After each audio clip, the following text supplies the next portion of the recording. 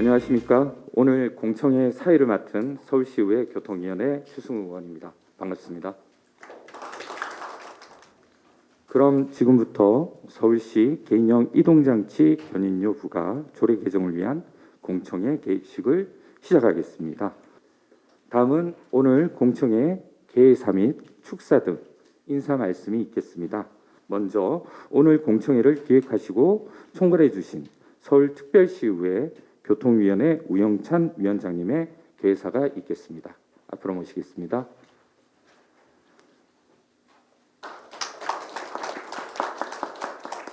빠름과 편리함보다 앞선 안전. 오늘 공청회도 안전 속에 자리 잡는 편안한 교통을 위한 공청회가 될 것입니다. 오늘 함께해 주신 여러분들 감사합니다. 고맙습니다. 성공적인 공청회를 위해 참석해 주신 서울특별시의회 김인호 의장님의 축사가 있겠습니다. 앞으로 모시겠습니다.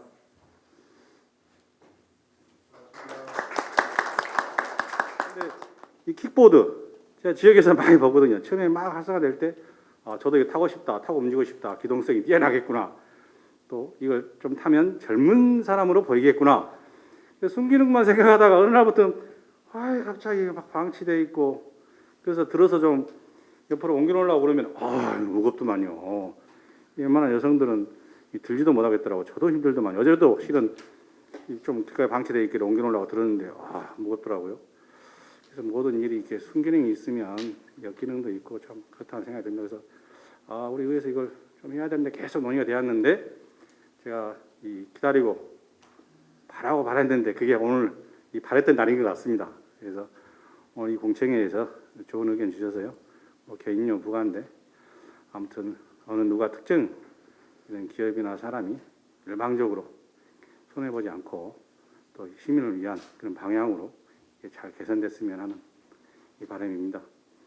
제가 축사는 여러 장 써왔는데요. 책자에 기재 잘 되어 있습니다. 한번 보시고 오늘 좋은 공청회 되기 바랍니다. 고맙습니다. 자전거 도로 다니기 위해서는 자전거와 유사해야 되는데 그게 조향 장치가 있어야 되고 바퀴가 2개여야 한다는 그런 조건이 있어서 결국은 이런 용류만 다니게 됐고, 또 실제 위험성에 대한 실험을 해보니까 그 투웨이 방식, 이와 같은 방식은 너무 위험성이 심해서 공로로 나오면 안 되는 그런 유형이어서 저것들은 그 당시 실험을 통해서 자전거 도로를 다니는데 제가 삭제를 한 바 있습니다. 전기를 주 동력으로 하고,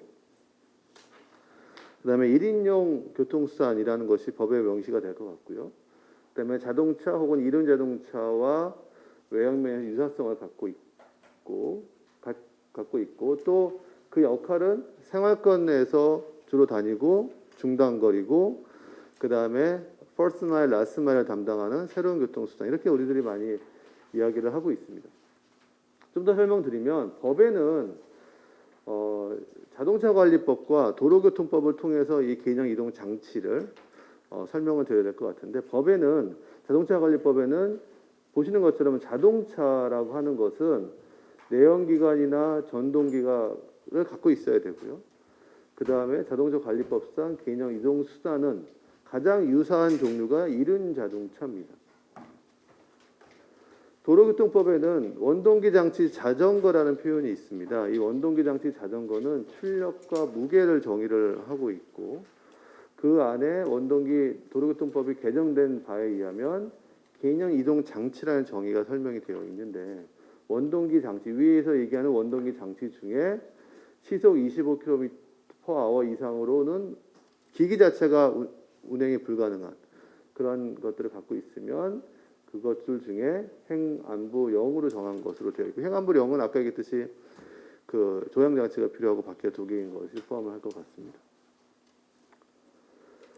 지금 그 홍기원 의원님하고 박성민 의원님을 통해서 개인형 이동수단 기본법이라고 제가 표현을 하겠는데요. 기본법이 발의가 돼서 지금 소위와 법사위를 논의하고 있고, 뭐 여러 가지 소위도 너무 검토하고 계시고 그렇습니다. 그래서 아마 상반기 중에 통과가 될 것으로 보이는데, 그 법안에는 이렇게 표현이 되어 있어요. 전기 동력을 사용한 승차 인원이 1인인 근거리 이동 수단이라고 되어 있습니다. 그래서 오늘 뭐 사실은 견인료를 부과하기 위한 공청회이긴 하지만 개인의 이동 장치를 이용하는 또 한 가지 문제는 2인이 탑승하는 거거든요. 지난번에 신문에서는 아빠가 딸을 목마 태워서 교차로를 통과하는 그런 사진도 그 보도가 된 적이 있는데 아무튼 법적으로는 개인형 이동수단은 1인용입니다. 그다음 마지막에 이제 자전거와의 좀 상충도 좀 문제가 좀 정리가 될 필요가 있습니다. 전기자전거 중에 뒤에 뒷좌석에 앉을 수 있는 사람이 있다면 그건 어떻게 할 것이냐 이런 거는 또 다른 얘기지만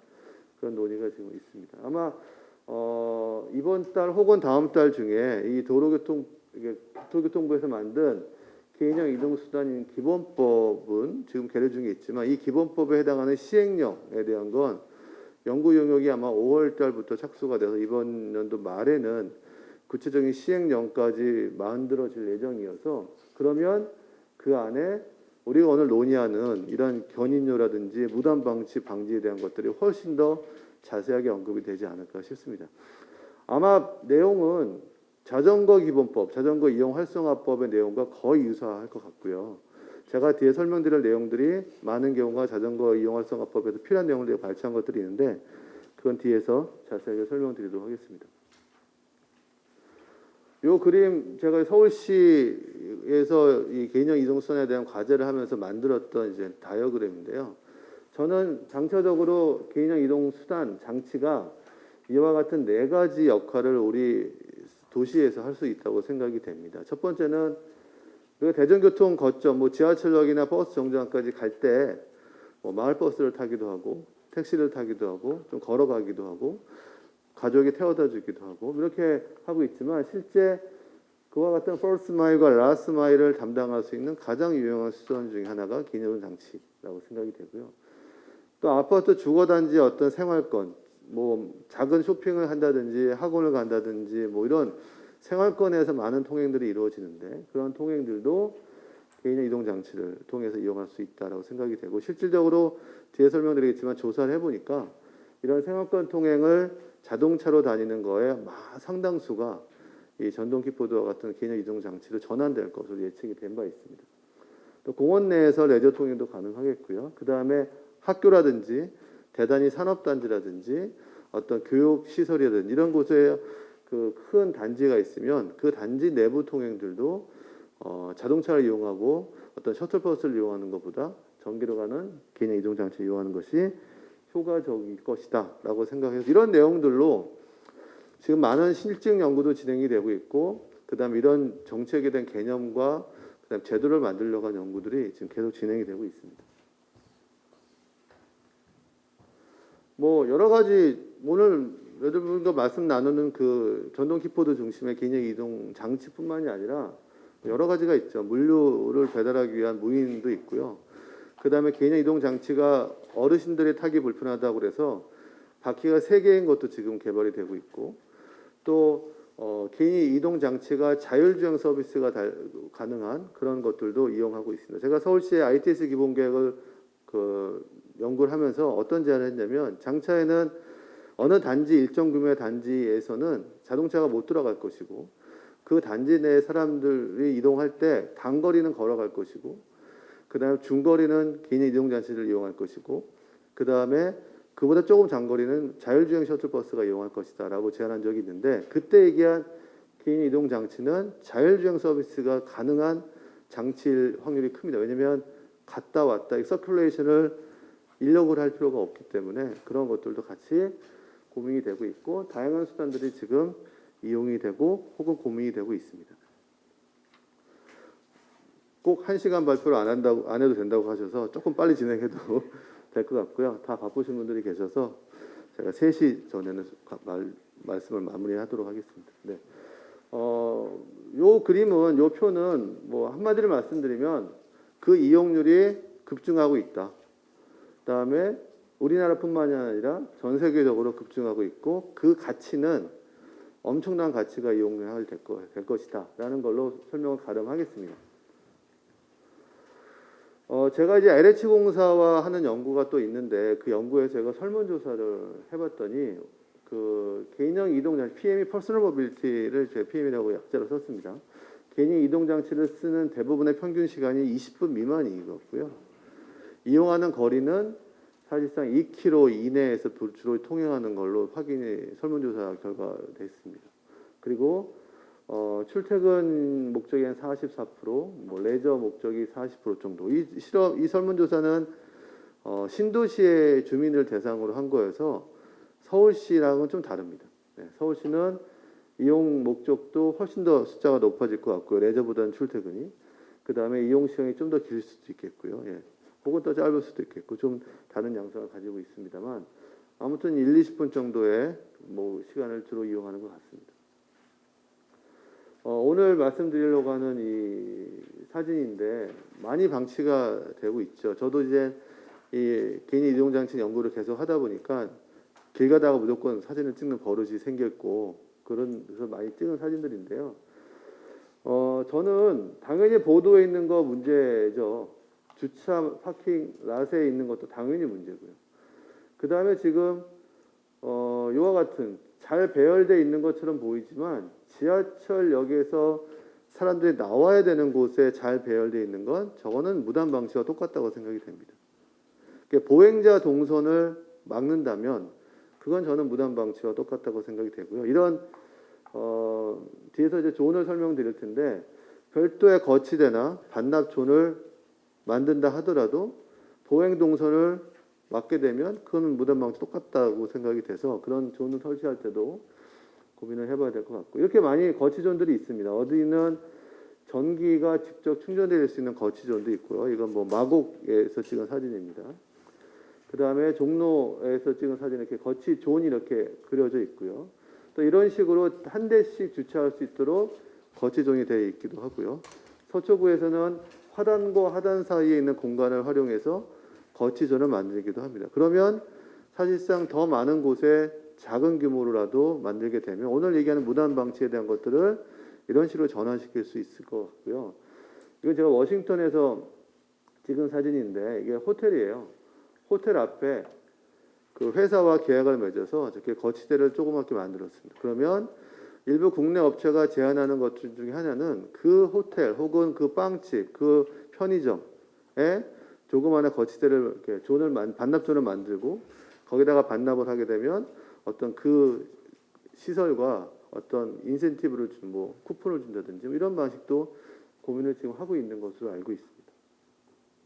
그렇지만 개인형 이동 장치가 스마트 모빌리티화되고 스마트 시티에서 자유로운 교통 흐름을 도어 투 도어 서비스가 대중교통으로 서비스가 제공이 되는 우리가 마스 모빌리티 에즈 서비스라고 하는 그런 시대가 돌아오려면 사실은 개인형 이동수단은 지금처럼 아무데서나 반납을 하고 아무데서나 픽업하는 방식이 훨씬 효과적이긴 합니다. 그렇지만 보행자 안전 여러 가지 미관 등등의 문제가 있으니 이걸 어떻게 잘 해결할 것인가가 오늘의 주제인 것 같고요. 무조건 무단 방치가 잘못됐다라고 접근하기보단 그게 갖고 있는 장점과 그게 갖고 있는 단점을 같이 좀 고민해서 뭐 오늘 조례에 대한 것이긴 하겠지만 조례를 만드실 때 그런 것들을 같이 해주시면 고민해 주시면 어떨까 싶은 생각이 듭니다. 이렇게 뭐 주차 금지에 대한 것도 바닥에 붙이기 시작했고요. 국외 사례 더 짧게 그다음에 이 슬라이드는 공공 서비스에 대한 얘기입니다. 참 많은 공공 서비스 업체들이 있죠. 이게 자세하게 설명을 생략하겠고요. 우리나라의 공공 서비스는 이제 뒤에서도 자세하게 설명드리겠지만 그 허가도 필요 없고요. 등록도 필요 없고 그냥 신청하면 사업을 할 수가 있습니다. 그렇기 때문에 담당하는 구청에서 그 대여업체의 사업을 컨트롤할 수 있는 법적 조항이 없습니다. 그래서 지금 개인형 이동장치 기본법에는 그걸 등록제로 어떤 여건을 지금 집어넣으려고 하는 고민들이 좀 있는데 그것은 뒤에 설명드리도록 하겠고요. 외국은 훨씬 많고요. 외국은 라임이나 우리도 들어왔지만 라임이나 벌드라고 하는 회사가 가장 많이 이용이 되고 있습니다.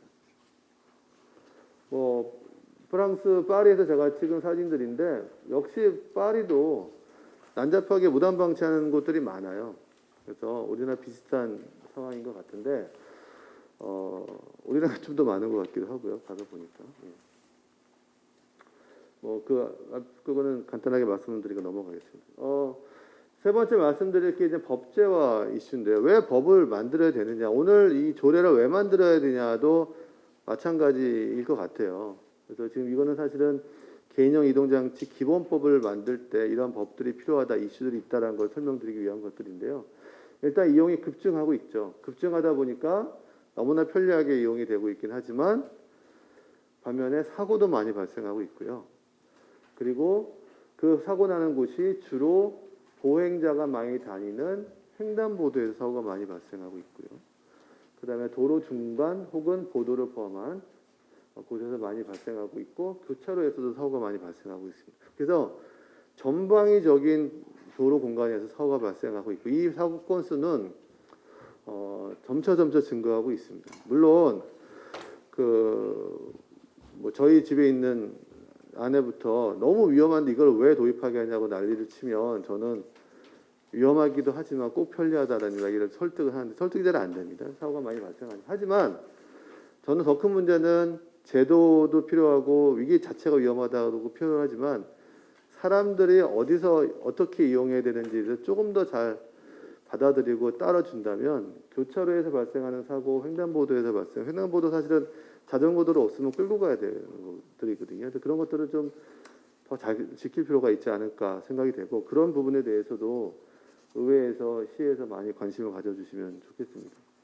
앞으로 더 많이 이용할 거라는 겁니다. 제가 앞에 스마트 모빌리티, 스마트 시티 이런 이야기를 했는데 실질적으로 개인형 이동 수단이 갖고 있는 가치는 이동에 대한 가치는 이동 수단으로서의 가치는 훨씬 더 큰 거라고 생각이 돼요. 그래서 개인형 이동 수단 자체가 미래 도시의 중요한 교통 수단이 될 것이고 그 다음에 스마트 모빌리티의 핵심 역할을 할 수 있는 수단임에는 분명하고요.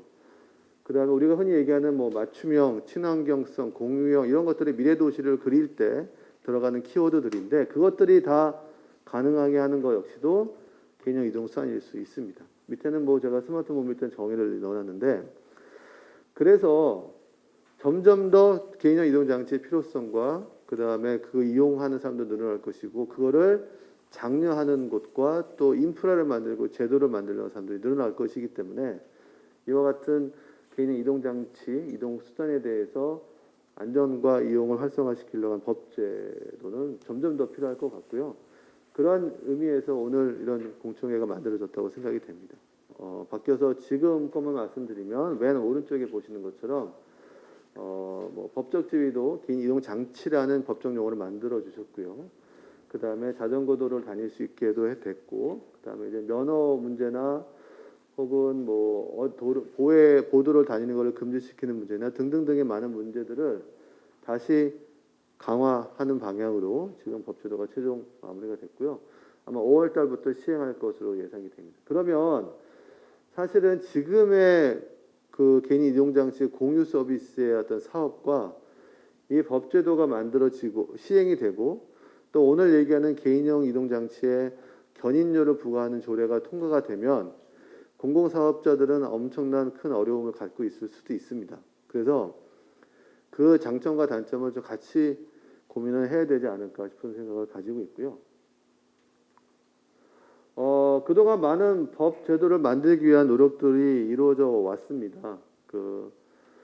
지금 대여 사업을 지금 신고제인데 등록제로 바꿔야 된다는 요구도 많이 있어 왔고, 그 다음에 불법 도로 조명에 대한 오늘 얘기하는 거죠. 불법 도로 조명에 대한 제재를 해야 된다. 그런 민원들도 엄청나게 많이 들어와서 어떻게 하면 이걸 바꿀 수 있을지에 대한 노력, 법제화 노력도 하고 있고, 사용과 반납, 픽업과 반납이 완전 자율형인 상태에서 아까 제가 사진을 몇 개 보여드렸지만 거치대가 있건 혹은 존으로만 거치대가 없는 존으로만 하건 간에 그러한 제한적인 반납이 이루어지는 걸로 바꿔야 된다라고 얘기하기도 하고, 하지만 자치구에서는 조례와 같은 어떤 구속력이 있는 제도가 아직은 없어서 국토부에서 만들고 있는 개인형 이동장치 기본법에도 그런 내용들이 담겨져 있지만 아직 실행이 되지 않아서 어려움을 갖고 있는 것은 사실입니다. 제가 서초구에서 이런 사업을 하는 팀장님하고도 여러 번 회의를 같이 했는데 그런 이야기들을 좀 많이 한 적이 있고요. 그 다음에 이제 국토부 중앙정부나 혹은 공공기관에서도 많은 노력을 지금 하고 있어요. 예를 들면 제가 말씀드렸던 기본법뿐만이 아니라 그 국토부에서는 개인형 이동수단이 이용할 수 있는 도로에 대한 설계 기준, 그다음에 주차장을 만들면 어떻게 할 것이냐, 그런 기타 시설에 대한 어떻게 할까, 안전 시설 어떻게 할까, 이런 것들에 대해서 도로 설계 지침을 지금 개정 만들고 있고요. 뭐 이것도 제가 지금 참여하고 있는 과제이긴 한데, 그다음에 뭐 서울시, 경기도, LH 공사 등등이 이러한 그 수단 설치하기 위한 가이드라인을 지금 같이 만들고 있습니다. 산자부에서는 이 기기를 활성화시키기 위해서 또 많은 규제들을 풀기 위한 그런 실증 사업들이 실질적으로 이루어지고 있고, 올해까지 아마 이 실증 사업이 끝날 것으로 보입니다. 그다음에 뭐 그 외에도 기초단체 중심으로 많은 일들이 지금 이루어지고 있어서 오늘 공청회를 여시는 이런 일도 이와 같은 정부에서 어떤 일들을 할 것이냐에 대한 고민의 연장선이라고 생각을 하고 있습니다. 앞에서 뭐 여러 번 말씀드렸듯이 개인의 이동수단 기본법 혹은 이용 활성화법이 의원 입법으로 추진되고 있고요. 그 다음에 뭐 제품 기기의 안전을 위한 법제도도 계속적으로 만들어지고 있습니다. 그래서 안전기준 부속서도 만들어졌고요. 그 다음 무게에 대한 어떤 제도나 제재나 등화 장치가 있어야 된다. 혹은 뭐 브레이크 등이 있어야 된다. 뭐 이런 식의 것들도 기기의 안전에 대한 기준으로 지금 포함이 되어 있고요. 뭐 그래서 이런 안전 기준을 장착한 이동 장치만 실질적으로 자전거 도로를 이용할 수 있도록 허용해 준 상태이긴 합니다. 외국의 사례를 제가 그냥 넣어놨는데요. 뭐 몇 가지 사례만 설명을 드리면, 사실은 개인형 이동 장치, 이동 수단이 가장 활발하게 초창기에 시작됐던 곳은 뭐 파리도 있고 뭐 미국도 있지만 싱가포르이 그 중에 하나였습니다. 좀 차별화된 싱가포르 사례는, 싱가포르는 유일하게 보도를 허용했던 도시이자 국가였고요. 가장 뭐 쉽게 이렇게 활성화됐다라고 했던 곳인데 완전히 바뀌었습니다. 연합 보행에 대한 민원이 이제 들어오다 보니까 보도를 이용하는 걸 전면 금지시켰고, 그 다음에 여러 가지 제재를 둠으로써 공유 업체가 실질적으로 사업을 포기해야 되는 것까지도 지금 아주 강화된 법안이 작년 중반부터 실행이 돼서 실질적으로 거의 싱가포르에서는 지금 개인용 장치가 다니는 거 보기 어려울 정도로 바뀌어 버렸습니다. 그 다음에 이제 면허에 대한 것들도 아까 제가 도로교통법 개정에 제가 만들었던 표에 보면 그 PM법 면허를 별도로 만들 것이다 앞으로, 이런 얘기들이 있는데 지금은 뭐 원동기 장치 자전거로 취급받고 있기 때문에 뭐 어떤 형태든 면허가 있으면 됩니다. 자동차건 혹은 이륜차를 보는 면허든지 면허가 있으면 다닐 수가 있습니다. 외국도 면허가 필요한 곳과 면허가 필요 없는 곳으로 좀 구분이 됩니다. 예를 들면 독일, 스위스, 일본은 면허가 있어야 되고요. 그다음 미국은 주별로 좀 다르고요. 스웨덴, 노르웨이, 싱가포르, 호주는 면허가 없어도 되는 걸로 바뀌어 있기 때문에 국가별로 상황에 따라서 조금 달라지고 있는데, 전반적인 추세는 문제점들이 지금 나타나고 있어서 몇 가지를 더 제도적으로 더 보완하는 그런 추세가 보시면 될 것 같고요. 그 다음에 이제 안전 관리 어떻게 통행하느냐에 대해서도 대부분 이제 차도의 오른쪽을 맨 바깥쪽 차로로 다니도록 되어 있고, 대부분의 국가에서는 보도를 통행하지 못하도록 금지를 시켜놨습니다. 몇 개 국가, 몇 개 도시에서 보도를 통행을 허용한 곳은 속도가 예를 들면 10 이하, 6 이하 이렇게 단서를 넣어놨기 때문에 그 속도 이상으로 보도를 달릴 때는 범칙금이거나 제재를 당할 수 있는 식으로 대부분이 되고 있고, 대부분의 도시와 국가에서 자전거와 유사한 형태로 보고 있고, 그래서 자전거 도로를 다니도록 이렇게 권장을 하고 있습니다. 그래서 저 사진에는 뭐 발표전에 안 넣었지만 바르셀로나라는, 혹시 기회가 되시면 의원님랑 가보시면 가장 자전거 도로가 잘 돼 있는 도시, 저는 바르셀로나인 것 같고요. 우리가 보통 네덜란드 뭐 이렇게 얘기하는 거기도 물론 잘 돼 있죠. 근데 아주 세세한 것까지 신경 쓴 도시 바르셀로나이고, 바르셀로나에 가면 100대 자전거 도로를 다니는 기기 100대가 있다고 하면 그 중에 50대가 전동 킥보드일 정도로 전동 킥보드가 엄청나게 활발하게 이용되고 있고, 거기는 공유형 전기 전동 킥보드가 없음에도 불구하고 그렇게 많이 활발하게 이용이 되고 있습니다. 그래서 외국 사례 중에 그쪽을 많이 벤치마킹을 하면 될 것 같고, 근데 이제 문제는 개인의 이동 장치를 갖고 다니기 때문에 무단 방치에 대한 이슈는 저기는 없습니다. 그다음 안전기기에 대해서 정리를 뭐 해놨는데 의회 표는 시간 관계상 제가 생략을 하겠고요. 등록번호를 매긴다는 건 큰 의미가 있는, 제가 뒤에서 설명을 드리겠지만 의미가 있고요. 그 다음에 미국의 캘리포니아주, 특히 샌프란시스코는 이 공유 사업에 대한 것을 아주 강화시키고 있어요. 제도를, 법제도를. 그래서 허가제를 하도록 지금 추진하고 있고요. 그러면 어느 일정 규모, 일정 여건에 해당하는 업체가 아니면 사업을 못 하겠죠. 그런 것들이 지금 이루어지고 있고, 대부분이 신고제에서 등록제, 등록제에서 허가제로 지금 바뀌어나가고 있는 추세이긴 합니다. 그래서 지금 이제 다섯 번째로 말씀드릴 거는 법제도를 어떻게 바꿔야 되냐. 이거 대부분의 내용은 지금 개인형 이동수단 기본법이라고 하는 홍기원 의원님하고 박성민 의원님이 발의한 두 가지 법안에 다 담겨져 있습니다. 그 박성민 의원을 통해서 제의한 법안을 만들 때 제가 이런 얘기들도 정리를 해서 포함을 시켰는데, 법적 정의에 대해서도 필요하다. 안전한 주행 환경을 만들도록 법제도에 있어야 될 것이다.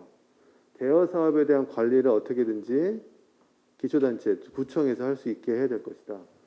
그다음에 이용자 안전 관리에 대한 뭐 교육을 포함한 보험을 포함한 것들이 필요할 것이다. 기기에 대한 안전에 대한 것들도 좀 더 보완을 해야 될 것이라고 정리를 했는데요. 그 중에 오늘 이슈 중에 하나가 대여 피해 개인형 이동 장치를 도로에서 무단 방치하는 문제는 해결해야겠다. 그 내용이 개인형 이동 장치 기본법에 이번에 포함이 되어 있습니다. 그래서 그 내용들 뒤에서 좀 더 설명을 드리도록 할게요. 그 내용들을 조금씩 자세하게 설명하면, 법적 정의는 뭐 동력을 사용하고, 앞에서 제가 정의를 말씀드렸지만 1인 탑승을 명시를 해야 하고 있고요. 그다음에 생활권 혹은 대중교통과 연계되는 수단으로서의 보조교통 수단을 의미를 지금 포함을 시켜놨고, 전동 킥보드와 이륜 평형차, 즉 세그웨이 방식과 같은 것들이 개인형 이동 장치의 유형이 될 것 같습니다. 국토부에서 만들고 지금 의원 입법으로 되어 있는 그 법안에는 개인형 이동 수단으로 지금 초창기에 돼 있었는데, 뭐 마지막에 어떻게 명칭이 개인형 장치로 바뀌었는지는 제가 확인하지 못해봤습니다만, 그다음에 이 법안 안에는 아마 국가와 지방자치단체 역할과 책무에 대해서도 기술이 되어 있고, 또 중요한 것이 대여업체에서 사용하고 있는 히스토리컬 데이터, 지금 주행에 대한 이력 자료들이 사실은 중요한 의미를 가지고 있는 데이터인데, 그 공유 업체에서는 그걸 오픈하지 않거든요. 그래서 그런 부분들을 좀 이용할 수 있게 뭐 자료에 대한 협조도 같이 이야기를 하고 있고, 관련된 통계도 국가가 담당을 해서 통계를 발표해야 되지 않을까, 이런 이야기들도 있습니다. 그 다음으로 이제 인프라에 대한 부분입니다. 아까 국토부가 도로 설계 지침을 만들고 있다고 말씀을 드렸고요. 그런 내용들과 함께 자전거 도로에 개인형 이용 수단이 이용 장치가 다닐 수 있게 되어 있지만, 모든 자전거 도로에 개인형 이동 장치가 다닐 수 있다, 그건 아니거든요.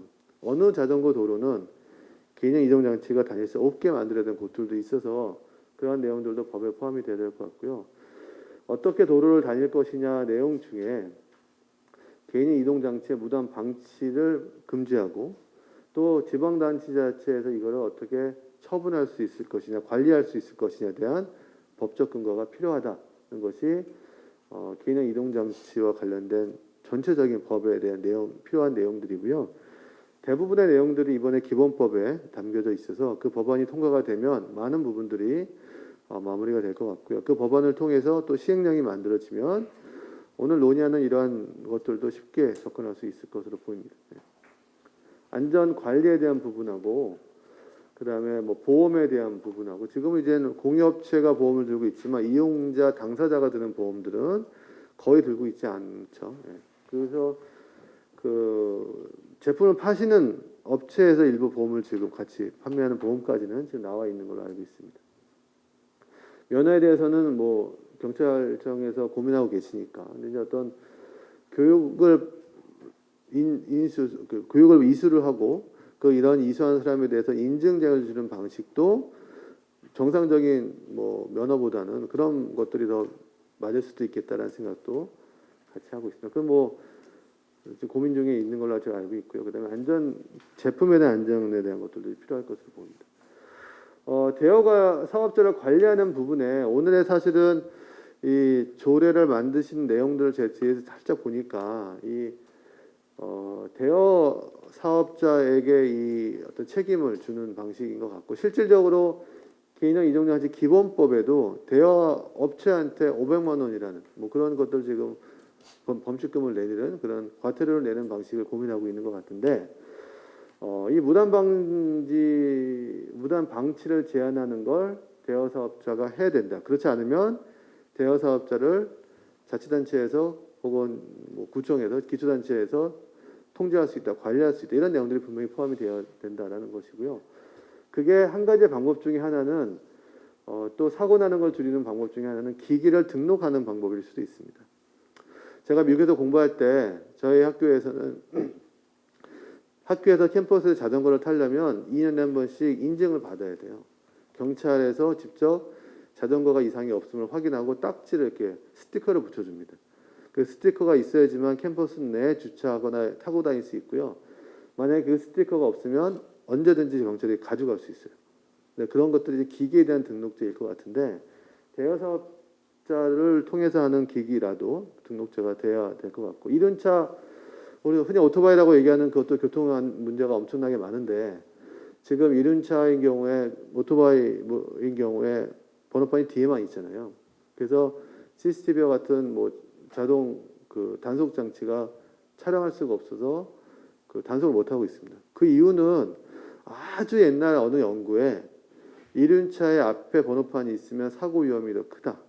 뭐 그런 연구 때문에 그게 시작이 됐다고 하는데 바뀌도록 국토부에서 고민하고 있는 것 같고요. 자전거 이용법에서도 등록에 대한 부분들은 있습니다. 뒤에 제가 포함시켜 놨으니까 뒤에 다시 설명드리도록 하겠고요. 그래서 제가 쭉 말씀드렸던 이런 내용들이 다행히도 그 두 가지 법안, 그 홍기현 의원이 발의하신 거나 박성민 의원이 발의하신 이 내용에 다 포함이 되어 있고요. 그 법에 들어가 있는 내용들의 주요 골자들을 제가 정리해 왔는데 제가 빨간색 박스로 쳐져 있는 것만 설명을 드리면 거치구역을 지정할 수 있다, 운영할 수 있다, 제한할 수 있다 이런 내용들이 들어가 있고 그럼 거치구역이 지정된 곳 아니면 오늘 얘기하는 견인료를 부과할 수 있는 곳이 되겠죠. 그다음 무단 방치 금지와 위반 시에 이동, 보관, 매각 가능이 되도록 했습니다. 이거는 자전거 이용법, 자전거 기본법에도 정확히 똑같이 나와 있는 내용들입니다. 뒤에다 제가 보여드릴 수 있을 것 같고요. 그러면 이제 오늘 주제인데 그 주제에 대해서 한 15분 정도 내로 제가 설명을 드리고 마무리를 하겠습니다. 먼저 이제 서울시에서 조례를 통해서 견인료를 무단 방치에 대한 견인료를 부과를 하기 위한 조례를 만드시려고 하는데 몇 가지 우리가 고민을 해야 될 부분들이 있는 것 같아요. 그래서 그런 이슈들을 관련된 법 문항을 가지고 제가 같이 설명을 드리도록 하겠습니다. 정의에 대해서는 이미 말씀을 드렸죠. 하지만 근본적으로 동력과 동력을 이용하기 때문에 엄밀히 말하면 자동차입니다. 그래서 정차, 주차에 관한 위반을 했을 때 처분할 수 있는 대상이 된다고 생각이 되고요.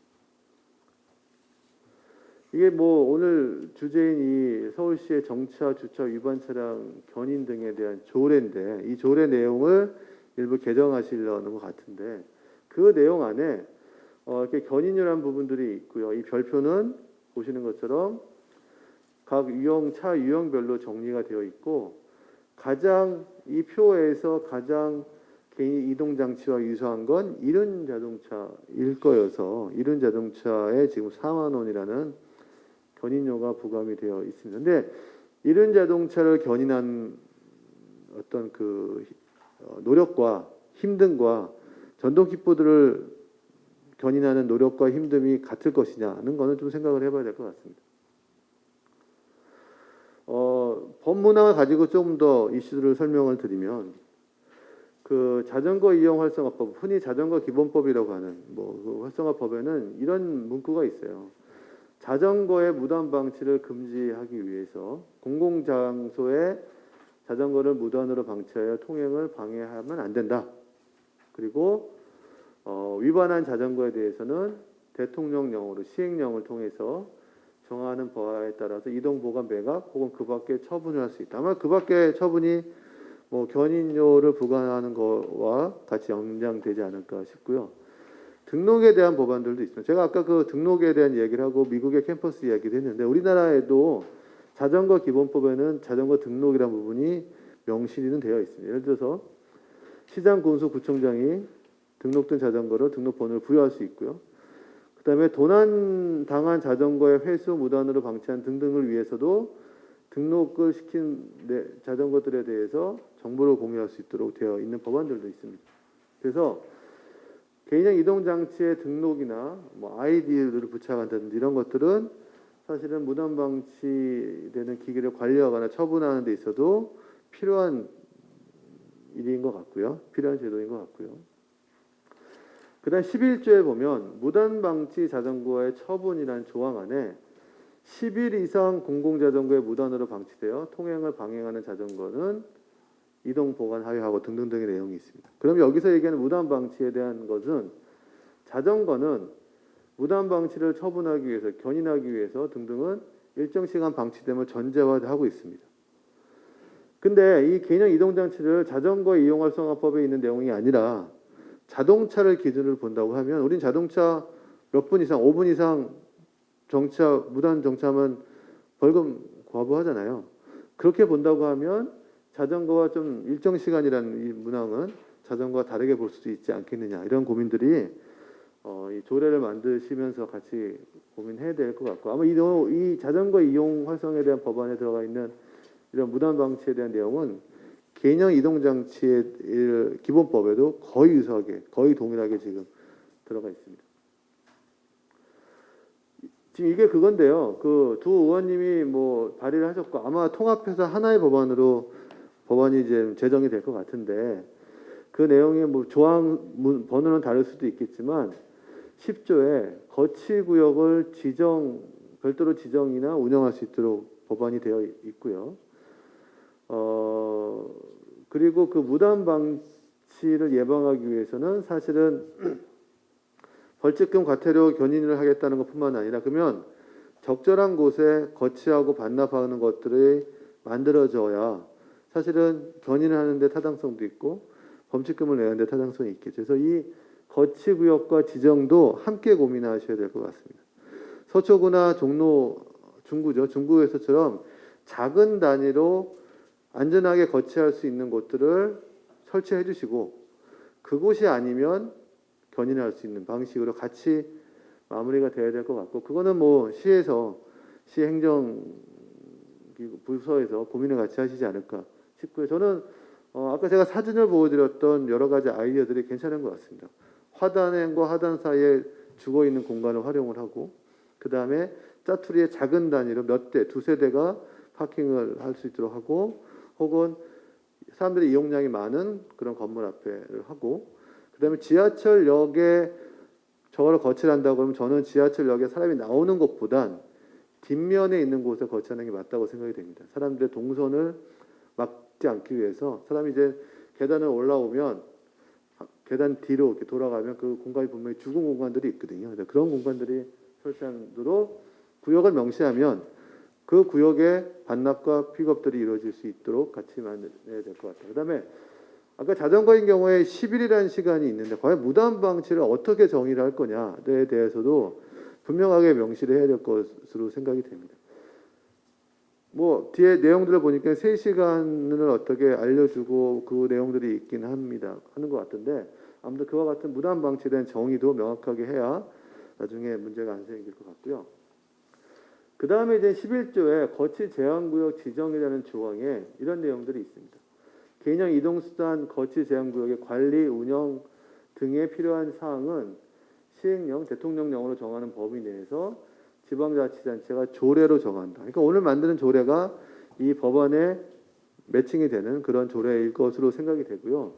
그래서 조례에 분명하게 명시를 해야 되고 그 거치구역 위반 시에 견인 등의 조치가 가능함은 개인의 이동수단 기본법에도 명시가 되어 있어서 이 조례를 만드는 데는 큰 문제는 없을 것이라고 생각이 됩니다.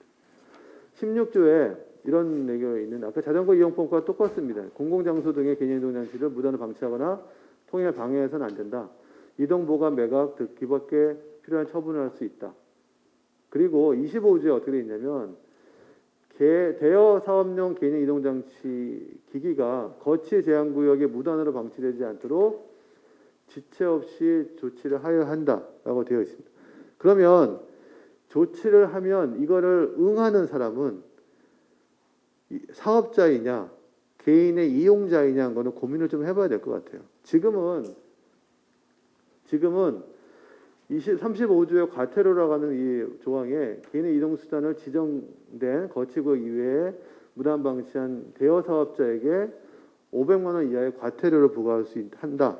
이런 문구가 지금 고민하고 있습니다. 물론 이제 아직 법안이 제정 고시되지 않았기 때문에 이 내용들이 어떻게 바뀌었는지는 알 수 없습니다만 이러한 고민들을 법 조항을 만드는 곳에서 만들 때 저도 이제 그 박성민 의원님 통해서 발의한 것에 저도 재정을 했지만 그런 것들이 되어 있어요. 근데 앞에서 제가 말씀드렸던 것처럼 무단 방치를 어떻게 정의를 할 거냐, 어떤 상황에 대해서 과태료를 부과하고 견인할 것이냐에 대한 명확한 정의가 있어야 될 것으로 보이고요. 그다음에 무단 방치한 건 정말로 대여 사업자가 책임을 져야 되는 것이냐, 이용자는 아무런 책임이 없느냐. 지금 우리가 주차를 할 때 차인 경우는 운전자가 책임을 지잖아요. 그게 내 차가 아니라 내 와이프 차, 내 아버지 차라 하더라도. 그래서 그러한 것들도 지금 뭐 고민을 해야 될 거고, 이 조례는 4만 원의 견인료라고 하는 건 아마 사업자한테 부과되는 것이 아닌가 싶은데, 저는 이용자도 어떤 일만의 책임 혹은 이용자가 잘 무단 방치하지 않도록 사업자들이 인센티브를 주거나 페널티를 가하는 방식들도 같이 논의가 돼야 되지 않을까 싶은 생각을 하고 있습니다. 거의 뭐 40분 정도 시간이 된 것 같아서 결론 말씀드리고 마무리를 하겠습니다. 3시가 거의 다 된 것 같네요. 개인형 이동 수단 이동 장치는 많은 문제점들이 분명히 있고 그거를 이제 해결에 대한 노력들이 필요하지만 분명한 건 앞으로 도시에서 미래 도시에서 중요한 역할을 하는 수단이 될 것이고 되고 있고요. 그게 스마트 모빌리티라는 큰 개념 안에서 도어 투 도어 서비스를 담당하는 어떤 뭐 라스트 마일 플러스 마일을 담당하는 중요한 수단이 될 것으로 보이고, 그다음에 이제 실질적으로 개인 이동 장치가 마스의 중요한 역할을 할 겁니다. 그렇게 있기 때문에 이걸 어떻게 잘 활용할 것이냐를 이제 고민해야 되는 상황인 것 같고요. 그다음에 안전 관련된 법 제도가 지금 정비되고 있어서, 근데 이제 정비되는 방향들이 활성화를 막을 수도 있고 오히려 활성화를 안전한 활성화가 가능하도록 할 수도 있고 뭐 그런 지켜봐야 되겠지만, 그런 법제도 정비들은 도로교통법이 바뀌어 아직 추가 수정이 됐지만 앞으로도 계속적으로 뭐 시의회에 계신 분들이나 또 의회 의원님들이 좀 같이 고민을 계속적으로 해야 되지 않을까 싶고, 오늘 이야기하는 그 도로 이용 방법, 특히 그 무단 방치에 대한 부분들에 대해서는 명확히 제재를 가할 필요는 있다라고 생각이 됩니다. 하지만 아까 제가 몇 가지 이슈를 말씀드렸던 것처럼 그런 것들이 명확하게 정의가 되어야 법을 추진하는 데 문제가 없을 것으로 보이고, 4만 원이라는 것을 아마 고민하고 계시는 것 같은데, 이륜차의 4만 원과 전동 킥보드의 4만 원이 같냐? 예를 들면 견인하는 데 노력, 보관하는 데 공간, 혹은 보도나 도로를 점용하는 것에 대한 차지하는 공간의 면적 등은 다르다고 볼 수도 있어서 그거에 대한 고민들도 같이 해야 되지 않을까 싶고요. 무단 방치를 어떻게 정리할 것이냐에 대한 것들도, 그게 과연 대여 사업자에게 그 과태료를 혹은 벌칙금 물릴 것이니로 끝나면 되느냐? 그럼 이용자인 경우는 대다수는 그렇지 않겠지만, 이용자는 어차피 업체가 부담하는 건데 나는 아무데나 방치할 수 있다라고 생각한다면 사실은 그거는 뭐 잘 이행이 되지 않을 것이고, 물론 이제 대여 사업자가 범칙금을 내고 과태료를 내면 어떻게든지 이용자한테 페널티를 요금으로서 페널티를 가하든지 이용의 권한을 뭐 삼진 아웃제 같이 쓰든지 혹은 인센티브를 주든지 하겠죠. 그러려면 무단 방치를 안 할 수 있는 어떤 존이나 반납 공간 이런 것들도 같이 만들어 주셔야 이런 견인에 대한 부담 제도를 만드는데 문제가 없을 것으로 생각이 됩니다. 40분 딱 된 것 같아서 네, 마무리하도록 하겠습니다. 고맙습니다. 아무래도 이제 관련 법제도 마련 및 그 정비가 필요할 것 같고 또 우리 견인료 부과에 따라서 뭐 구체적인 관리 방안도 좀 제대로 정립할 필요가 있다는 거 정리를 좀 해주셨습니다. 아무튼 발제 감사하고요. 다음은 자장 발제자 토론자를 단상 앞으로 모시고 토론을 시작하도록 하겠습니다. 개인형 이동 장치가 그 차세대 이동 수단으로서 그 편리성 때문에 이용률이 증가세 있는데요. 그리고 또 그 관련 산업도 큰 성장세에 있습니다. 이 교통 안전을 위협을 하고 있는 그 무단 방치된 개인형 이동 장치에 대해 서울시가 견인료 부과를 통해서 사고 위험을 감소시키고 시민의 안전을 보장할 수 있는지가 관건 같습니다. 사실 아까 저 이동민 교수님도 그 지하철 역사 출구 앞에 그 일렬로 정리된 개인형 이동 장치도 통행을 방해하는 상황이다라고 또 설명을 하셨는데요. 저도 거기에 적극적으로 공감을 하고 있고요. 지난 3월에 역삼역에서 그 방치된 그 개인형 이동 장치에 걸려서 시민 한 분이 머리가 찢어지는 사고도 있었습니다. 그리고 2년 전인가 저도 개인적으로 경험이 하나 있는데요. 뱅뱅 사거리 쪽 제가 이제 우측으로 이제 우회전을 진행을 하고 있는데 횡단보도에 그 개인형 이동 장치가 이렇게 방치가 돼 있었습니다. 그래서 제가 급 브레이크에 또 급 커브를 틀 수밖에 없었던 상황인데요. 아마 같이 진입하고 있는 차량이 있었으면 분명히 사고가 났었을 겁니다. 그렇기 때문에 지금 이 무단 방치된 그 개인형 이동 장치에 대해서 나름대로 이제 좀 조치가 필요하다는 입장에서 이제 공청회를 열게 되었고 오늘 각 전문가들의 그 여러 가지 의견 그리고 입장을 한번 들어보는 시간을 갖도록 하겠습니다.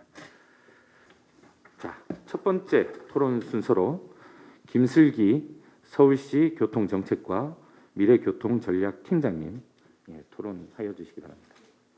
언급도 많이 있었고 또 저희가 미처 생각하지 못했던 부분에 대한 많은 인사이트도 주셔서 그런 부분들을 나중에 서울시에서 개인형 이동장치 관련한 정책 수립할 때 많이 반영하도록 노력하겠습니다.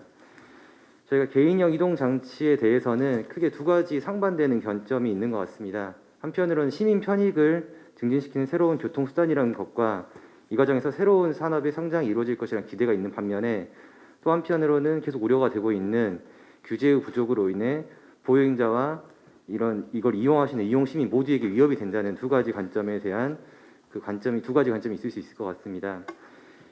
저희가 그 자료를 보시면 저희가 이제 현황에 대해서 써놨는데 현재 서울시 내 공유 PM 업체는 14개 61,685대 정도 운영이 되고 있고 향후에도 지속적으로 계속 급증할 것으로 예상이 되고 있습니다. 이 급증하는 추세를 보시면 더 놀라운 상황인데 18년도에 한 개 업체 150대에서 출발해서 19년도에 13개 업체 7,500대, 20년에 15개 업체 43,762대, 그리고 21년 2월 기준으로 14개 업체 61,685대까지 증가한 추세에 있습니다. 그리고 앞서 추승 의원도 말씀하셨지만 최근에 그 지하철역 앞에서 한 보행자께서 이걸 밟고 넘어지시는 바람에 상해를 입으시는 등 시민에 대한 그 위협이 계속되고 있는 상황이 있습니다. 이와 관련해서 다음 장 보시면 현재 앞서 이동민 교수님께서 말씀하셨지만 크게 두 가지 법안이 제정안이 지금 발의가 되어 있는 상황입니다. 두 가지 법안 둘 다 지난 3월 12일에 법안 심사 소위에 회부가 되었습니다. 법안의 주요 내용을 보면 그동안에 신고제로만 운영이 되던 그 전동 킥보드 사업을 등록제도로 전환하겠다는 내용과 그 시장에게 PM에 대한 거치 허용구역, 금지구역, 제한구역을 지정할 수 있는 권한을 부여하겠다. 그리고 시민의 안전을 확보하기 위해서 시장이 일정한 도로 공간을 통행 금지 구역으로 운영할 수도 있으며 또 대여 사업자가 의무적으로 보험에 가입해야 된다는 내용들이 담겨 있습니다. 홍기현 의원님 그 발의안과 박성민 의원님 발의안 두 내용 다 유사한 내용입니다. 이 발의안에 대해서 저희 시의 원칙적인 입장은 앞서 말씀하셨지만 이게 약간 애매한 측면이 있습니다. 어디가 어떤 것을 방치로 볼 것이냐에 대한 그게 불분명하기 때문에 PM은 원칙적으로 다 방치되어 있는 건 다 무조건 금지다. 다만 예외적으로 허용이 되어 있는 구역들만 허용이 된다는 원칙적 금지와 예외적 허용을 법률에 명시해야 된다는 것. 그리고 지금 현재 PM 자체가 자전거 도로라든지 보행로로 다니고 있는 상황에서 보행자들에게 위협이 되는 상황이 있기 때문에 보행자는 보도, 차는 차도, 그다음에 PM은 지정 차로로 이용할 수 있도록 차도 가장자리 차로를 저속 차량에 대한 지정 차로로 지정해야 된다는 건의사항이 있었습니다. 그리고 앞서 말씀하셨었지만 사업자에 대한 현황 및 실시간 이동 정보를 저희가 이제 지자체에서 확인하기 어렵습니다. 그래서 이러한 정보 제공을 지자체 의무적으로 하도록 해서 이동에 대한 정보도 확인할 뿐더러 이 방치로 이제 발생하는 민원에 대해서 지자체가 신속하게 대응할 수 있어야 된다라는 것입니다. 그리고 마지막으로 저희가 이제 현재 발의된 두 법안 다 거치 시설을 마련하도록 되어 있는데 이 거치 시설을 마련하는 비용을 시민의 세금으로 하도록 되어 있습니다. 그래서 이걸 시민의 세금으로 우선 마련하더라도 이를 이용하는 공유 PM 사업자가 이에 대한 이용료를 납부하도록 하는 것이 공공 인프라를 무상으로 편승하지 않는 방향이 되겠다라고 판단하고 있습니다. 저희 시에서는 전동 킥보드 관련하여 이번에 조례가 통과가 되면 크게 세 가지 방향을 가지고 전동 킥보드에 대한 견인을 추진해 나가려고 합니다. 첫 번째로는 사고 발생 우려가 큰 기기 방치 금지 구역을 5개를 설정을 해서 이 공간에 대해서는 방치 시 바로 즉시 견인하겠다는 생각입니다. 두 번째로는 방금 말씀드린 5개 구역을 제외한 나머지 일반 보도상에 대해서는 유예 시간을 부여하고 유예 시간 내에 업체에서 조치하지 않으면 그에 대해서 견인하겠다. 그리고 현재 같은 경우에 민원에 대한 채널이 너무 다양화되어 있기 때문에 민원에 대한 통계를 확인하기 어렵습니다. 또 민원에 대한 즉각적인 대응도 어렵습니다. 그러한 측면에 있어서 시와 구, 그다음에 공유 PM 업계가 함께 민원을 공유하고 확인할 수 있는 그런 시스템이 만들어져야 된다. 이런 세 가지 방향을 가지고 있습니다. 처음 말씀드렸던 기기방치 금지구역 5개 구역의 경우에는 밑에 표에 나와 있는데 차도 및 보도가 구분된 도로에 있어서는 차도 공간에 가끔 방치되어 있는 전동 킥보드들이 있습니다. 이런 경우가 아마 추승우 의원님께서 앞서 말씀하셨던 차도상에 방치되어 있는 경우들인 것 같고요.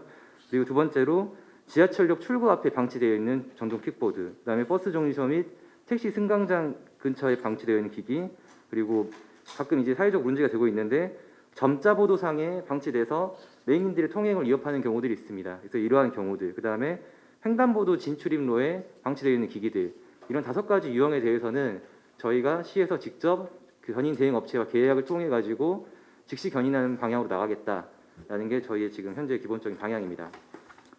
다음 장 보시면 저희가 지금까지 견인과 관련해서는 자치구에서 실질적으로 업무를 다 담당을 하고 있습니다. 자치구에서 견인 대행 업체와 대행 계약도 체결을 하고 또 견인 차량에 대한 보관도 각 자치구 산하에 있는 시설관리공단에서 맡아서 가지고 관리하고 있는데 개인형 이동장치에 대해서는 저희 시에서 직접적으로 계약을 체결해서 이 통일적인 원칙을 유지할 수 있도록 하겠다라는 방향성을 가지고 있습니다.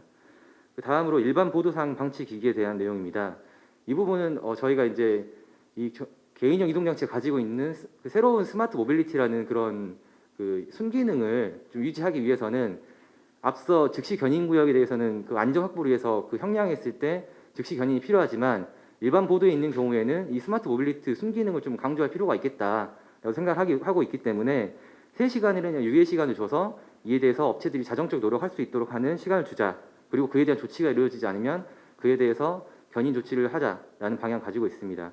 그래서 저희가 우선적으로는 네이버 밴드를 통해 가지고 민원 접수에 대해서 자치구와 시가 함께 공유하고 전동 킥보드 업체에서도 이에 대해서 확인을 한 이후에 이 민원 사항에 대한 조치를 하고 이에 대한 결과를 이 밴드에 올려줌으로써 저희가 이러한 과정을 통해서 민원에 대한 전체적인 통계 관리를 하고 업체들의 조치에 대한 평가를 할 수 있을 거로 판단을 하고 있습니다. 그리고 이 과정 사실 밴드를 활용하는 건 임시적인 방안에 불과하고 저희가 이제 통합 민원 신고 앱을 개발하려는 계획이 있습니다. 이를 통해서 시민들께서도 사진 촬영을 하면 바로 사진에 있는 위치가 전송이 돼서 별도로 내가 어디 어디 위치에서 이게 뭐 기계 방치되어 있다는 걸 하지 않더라도 그게 불편하게 하지 않더라도 즉각적으로 거기에 대한 그 민원을 신고할 수 있도록 하고 이렇게 신고를 하면 바로 저희와 시와 자치구와 그다음 업체에서 이에 대해서 확인할 수 있도록 해서 업체에서도 즉각적인 대응이 가능할 수 있도록 하는 방향성을 가지고 있습니다. 저희 서울시에서는 그동안 그 시민들의 그 전동 킥보드로 인한 순기능과 그다음 이에 대한 불편도 두 가지 관점을 다 얘기를 듣고 있고요. 이에 대해서 현재까지 전국적으로 전동 킥보드에 대한 견인이 지금까지 시행된 사례는 없습니다. 저희 서울시에서 서울시의회와 함께 손잡고 전국에서 가장 선도적으로 이 개인용 이동장치에 대한 문제에 대한 좋은 선례를 남길 수 있도록 함께 노력하도록 하겠습니다. 감사합니다. 경찰청 교통기획계장님 토론하여 주시기 바랍니다. 개인형 이동 장치 또 개인형 이동 수단 뭐 이런 얘기를 많이 하시는데 제가 오늘 말씀드릴 부분은 한 세 가지 정도로 정리를 해볼 수 있을 것 같습니다. 첫 번째 도로교통법이 어떻게 왜 개정됐는지 그거에 대한 내용 저희가 다른 부처들과 함께 고민을 했던 내용 잠깐 말씀드리고요. 거기에는 이제 왜 도로교통법에서 개인형 이동 장치라는 개념을 끌어오게 됐는지 그게 아마 이야기가 될 것 같습니다. 두 번째는 도로교통법이 만들어졌는데 왜 개인형 이동수단 기본법이 또 만들어지지? 요거에 대한 의구심이 또 있으실 것 같습니다. 그거에 관해서 두 번째로 말씀을 드리고 마지막으로 오늘 조례가 개정되게 되는 내용인 무단 방치 저희 쪽에서 보는 관점은 주정차 위반이거든요. 예, 그 무단 방치와 주정차 위반의 구분점 그걸 좀 말씀드리고 왜 주정차 위반에 대한 처리가 어려웠는지 그리고 서울시에서 이렇게 조례를 만드신 취지라든지 또 유익함 이런 거에 대해서 설명을 드리는 순서로 진행을 하도록 하겠습니다. 개인형 이동장치가 사실 국내에서 활성화되면서 모바일 서비스와 연계돼서 확대되기 시작한 시점은 16년도로 제가 파악하고 있습니다. 2016년부터 모바일 앱 서비스랑 연계돼서 급속히 이용자도 확산되면서 교통사고도 물론 많이 증가했고요. 사망사고는 물론 부상사고도 많이 발생을 하게 됐는데 그때마다 처음 이슈가 됐던 문제는 이게 좀 시간이 지나면서 조금씩 변화되어 왔는데 가장 처음에 나왔던 문제는 너무 위험해 보인다였습니다. 너무 위험해 보인다. 운전자 입장에서는 도로에서 안전장구도 착용하지 않고 마구 도로를 다니는 PM이 너무 위험해 보였고요. 보행자 입장에서는 얘네가 낮지 않은 속도로 보도에서 질주하는 PM이 너무 위험해 보였습니다. 그래서 얘네를 어디로 통행을 시켜야 되는지 그것들을 정하는 문제가 가장 첫 번째 이슈였고요. 그 기간이 조금 지나니 그 다음부터는 길거리에 사용 후 이용자들이 이제 제대로 주차구역 개념이 없었죠, PM에. 그래서 무단 방치라는 표현으로 이제 쓰이게 됐는데 그 도시 미관을 해치고 보행 편의나 안전을 방해하는 그런 행위에 대한 불만들이 좀 계속되어 왔고 그 다음 단계가 이제 안전이라든지 그러면 이것들을 어떻게 규제를 해 나가야 되느냐라는 논의가 계속됐었던 것 같습니다. 그런 차원에서 첫 번째 너무 위험해 보인다. 그럼 얘네를 어디로 통행을 시켜야 될까? 요걸 고민하게 된 게 2016년도 말쯤 됐었고요. 그래서 부처 협의를 한 게 운전자도 불안하지 않고 보행자도 불안하지 않게 PM은 자전거 도로로 통행을 시키자라는 협의가 됐습니다. 그래서 도로교통법에서는 자전거 도로로 통행시킬 PM들을 골라서 규정을 하자라는 취지로 개정을 했고요. 그래서 개인형 이동 장치의 종류가 굉장히 많지만 도로교통법에서 규정하는 개인형 이동 장치는 딱 세 가지입니다. 예. 전동 평형 이륜차, 전동 킥보드, 아까 교수님이 참 실수를 하신 부분이 스로틀 방식의 전기 자전거 이 세 가지만 도로교통법상 개인형 이동 장치로 부르기로 했고 그 외의 것들은 광범위하게 PM이라는, 이게 우리나라 말로는 개인형 이동 수단이라고 해석을 하고 있습니다. 그래서 저희가 좀 달리 부르려고, 왜냐하면 도로교통법에서 규정하고 있는 PM이 모든 PM을 규정하는 게 절대 아니다. 그래서 개인형 이동 장치라는 개념을 끌어오게 된 거고요. 그래서 이제 자전거 도로 통행을 허용시키면서 가장 핵심이 됐던 건 기존의 자전거 도로를 이용하시는 분들이 위험하면 안 되잖아요, 또. 그래서 기존의 자전거 도로를 이용하고 있던 전기 자전거의 규격을 그대로 따왔습니다. 그 정도의 속도와 그 정도의 중량을 가지고 움직이는 개인형 이동 장치들은 기존 자전거 이용자들에게 위험이 되지 않겠다. 저희 경찰청은 무엇보다 교통 안전이 우선이기 때문에 그래서 개인형 이동 장치라는 개념을 만들고 규정하게 된 거고요. 개인형 이동 장치의 기본적인 성격은 원동기 장치 자전거의 일부입니다. 원동기 장치 자전거란 동력을 가지고 탈 것에 동력을 붙인 것은 다 원동기 장치 자전거가 되거든요. 그게 원동기든 전기를 출력으로 하는 장치건 다 원동기 장치 자전거인데 일정한 기준을 만들어 놨죠. 시속 25km 미만, 총 중량 30km 미만. 요것들에 해당하는 것만 별도로 개인형 이동 장치로 분류를 해서 자전거 도로 통행을 허용하는 그게 바로 도로교통법의 가장 큰 취지였고 내용입니다. 그리고 두 번째로는 개인형 이동 장치 관련해서 도로교통법이 개정됐는데 왜 또 이런 법들이 필요하지?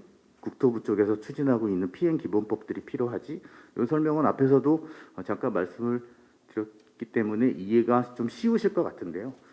도로교통법에서 규정하는 사항들은 탈 것들을 도로에서 통행을 시키기 위해서 이 사람들한테 어떤 자격을 요구를 해야 되고 통행 방법은 어떻게 규정을 해야 되고 이 사람 운전자들이 지켜야 되는 주의 의무는 어떤 것들이 있는가 이것들을 규정하는 법이고요. 그 이외에 PM 대여 사업이라고 해도 될 텐데 이런 사업자들을 어떻게 규제를 할 것이고 또 탈 것들의 안전 기준은 어떤 형식으로 만들어야 되고 또 그렇죠 이제 주정차 문제도 물론 들어가 있긴 하지만 그런 종합적인 대책들을 마련하는 것은 국토부 소관 또는 산자부 소관 법률에서 만드는 게 타당하기 때문에 두 가지 법이 별도로 제정되고 있는 것이고요. 도로교통법 애초에 그 부처 간 협의가 되기로는 경찰청에서는 도로교통법으로 일단 통행 방법을 규정하고 국토부에서 PM 기본법을 만드는 그런 형식을 같이 추진하자라는 형식으로 동시에 추진이 됐는데 공교롭게 이제 도로교통법이 먼저 개정이 되고 통과가 되면서 국민 여러분들께서 모든 PM은 개인형 이동 장치는 개인형 이동 수단은 다 도로교통법에서 규정하시는 것으로 좀 오해를 하고 있는 부분이 좀 있는 것 같습니다. 그런 취지에서 법률이 두 가지로 나뉘어서 개정 작업이 이루어지고 있는 것이고요. 마지막으로 이제 주정차 문제입니다. 도로교통법상 이제 무단 방치와 주정차에 관한 주정차 금지 위반에 대한 차이점이 뭐냐면요. 요걸 이제 자동차 관련된 법률이 자동차 관리법이라고 있는데 거기에 이제 자동차 관리법에 무단 방치라는 행위가 규정되어 있습니다. 주정차 위반이라는 것은 도로란 차도와 인도를 포함하는 개념입니다. 그 주차나 정차를 금지를 하는 장소가 있는데 그 장소를 어겨서 차를 정차하거나 주차하는 경우를 말하는 거고요. 무단 방치는 쉽게 말하면 차를 버리는 겁니다. 이제 공터 같은 데다가 차를 버리는 행위를 무단 방치로 이렇게 구분을 하고 있기 때문에 아마 PM법이나 이런 법에서 그런 개념을 차용하실 때 그걸 좀 참고를 하시면 될 것 같고요. 그럼 도로교통법상 여러 지자체, 서울시에도 마찬가지고 다른 지자체에서도 PM의 그 주정차 위반에 대해서 굉장히 골머리를 많이 알아오셨던 것 같습니다. 왜냐하면 PM도 마찬가지로 자동차 원동기의 일부라고 말씀을 드렸죠. 그래서 주정차 위반 구역에 주차나 정차를 하게 되면 당연히 행위자에 대해서는 범칙금을 부과할 수 있습니다. 그건 2만 원으로 규정돼 있고요. 지금도 또 16년 그때도 다 부과를 할 수 있었는데 문제는 이용자들이 버리고 그냥 가버리니 그 위반자를 찾을 수가 없다는 문제점이었죠. 그래서 그러면 주정차 위반 차량의 운전자를 확인할 수 없을 때는 지자체에서 이제 과태료를 부과할 수 있었는데 우리나라 도로교통법상 이륜차 이하의 탈 것들 원동기 포함 개인용 이동장치도 마찬가지고요. 그것들에 대해서는 아직 과태료 제도가 마련되지 않았습니다. 이유는 충분한 주차 공간을 확보를 해놓고 거기에 주차를 할 수 있게끔 해놓은 다음에 위반자에 대한 단속이 이루어져야 되는데 우리나라는 사실 그렇지 못하죠. 그래서 아직까지 법 제도적으로 과태료 제도는 들어오지 않은 상황입니다. 그리고 또 한 가지 문제점, 범칙금이나 과태료를 부과할 수 없다고 해도 만약 그것들이 교통 안전에 방해되거나 하면 견인을 할 수가 있습니다. 그거는 경찰도 할 수 있고 지자체도 할 수 있고 그리고 또 실제 자동차들에 대해서는 그런 견인 조치들을 하고 있는데 그동안 자치단체에서 그것들을 못했던 이유는 견인을 하게 되면 발생하는 견인료에 대한 부과 기준이 있었어야 되는데 그거는 도로교통법상 조례에다 위임을 해놨습니다. 그런데 그런 규정들이 없다 보니 조례에 그런 규정들이 없으니 견인 조치를 할 수가 없는 거예요. 그래도 그게 큰 장애의 요인이 되어 왔었는데 다행스럽게도 서울시에서 전국 최초입니다. 그래서 이런 조례안이 만들어졌고 견인 조치를 할 수 있는 가능성이 열렸다는 데 큰 의미를 갖고 있는 것 같습니다. 물론 서울시에서 잘 준비를 해주셔서 앞으로 우리 무단방치 또는 주정차 위반에 대한 그런 문제들이 많이 해결될 수 있을 거라고 생각이 들지만 다른 지자체에서도 서울시 사례를 이렇게 벤치마킹 하셔서 이런 움직임들이 지금 많이 있습니다. 그래서 대도시권 지자체 관할하시는 지자체에서도 이런 관련 문제들이 같이 하루빨리 조속히 조례가 제정됐으면 하는 마음이 있고요. 마무리 말씀을 드리겠습니다. 앞으로 5월 13일에는 개정된 도로교통법이 시행이 되게 됩니다. 그래서 운전면허가 필요하고 또 여러 가지 위반 행위들에 대한 범칙금이나 과태료 기준이 새로 만들어서 대대적인 단속이 이루어지기 위반 행위에 대한 단속이 많이 가능해졌는데 그 이전에 PM을 이용하시는 분들의 의식, 문화 이런 부분이 좀 개선이 필요하다고 생각이 들고요. 경찰에서는 단속뿐만 아니라 그런 교육, 홍보 위주의 정책들도 여러 지자체들과 같이 함께 추진해 나가도록 할 계획입니다. 이상으로 좀 발표를 마치겠습니다. 세 가지로 나누어서 좀 자세하게 설명을 해주셨습니다. 개정법 관련해서. 예. 다음은 코리아 스타트업 포럼 정책팀장이신 김민수 정책팀장님, 예, 토론 부탁드립니다. 전국 단위 서비스를 좀 큰 규모로 하고 있는 사업자를 포함해서 12개 기업이 회원사로 참여를 하고 있습니다.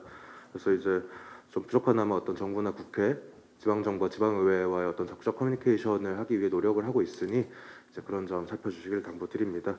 일단 오늘 자리 만들어주신 어떤 추승호 의원님과 그다음에 서울시의회 관계자분들께 진심으로 감사드리고요. 그다음에 이제 아까 이동민 교수님 발제 너무 감사히 잘 들었습니다.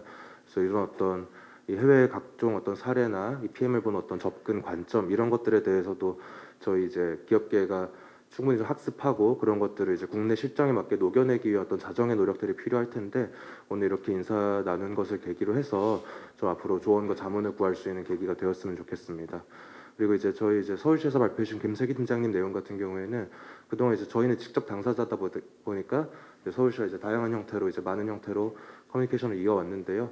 이런 것들을 검토해 주시는 과정에서 저희 기업계가 가진 어떤 우려나 고민들 이런 것들에 대해서 좀 함께 검토해 주신 것 같아서 그 점에 대해서 좀 감사 말씀드리고 싶습니다.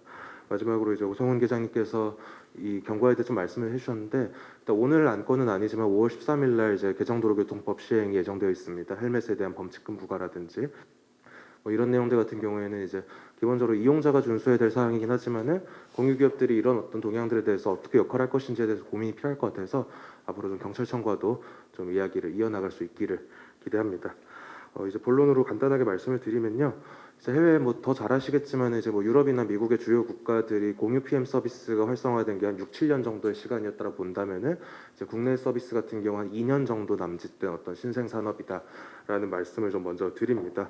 뭐 이미 다 말씀된 내용이지만 산업적 의의를 뭐 재선에서 한 번만 더 요약해드리면은 시민의 단거리 이동성을 극대화하는 서비스 본연의 효과 외에도 어떤 PM의 어떤 수송 분담률 증가에 따른 환경적 효과, 그리고 국가 수준에서는 모빌리티 데이터 경쟁력 증진 효과, 그다음에 오프라인 서비스에 따라 일자리 창출 효과 등이 기대되는 산업입니다.